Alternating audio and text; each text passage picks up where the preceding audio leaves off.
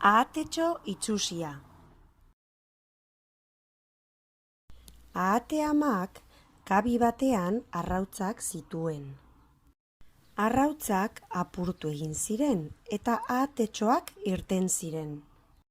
Baina arrautza bat oso handia zen eta bere oskola ez zen apurtzen.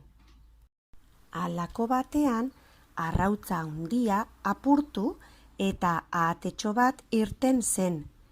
Anaiek esan zuten, "Kuak, kuak, oso itsusia da." Ahatetxoa anaiekin eta amarekin aintzirara joaten zen. Ahate amak esaten zuen, "Kuak, kuak, kuak, egin igeri, egin igeri." Txoriak, akerrak eta oilarrak burla egiten zioten. "Itsusi, itsusi!" Ahatetxoak triste eta negarrez alde egin zuen. Ahatetxoak bi ehiztari ikusi zituen eta beldurtuta belarretan izkutatu zen.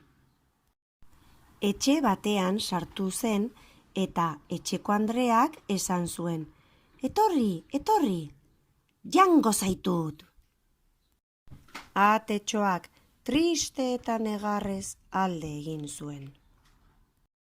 Gizon batek harrapatu eta bere baserrira eraman zuen.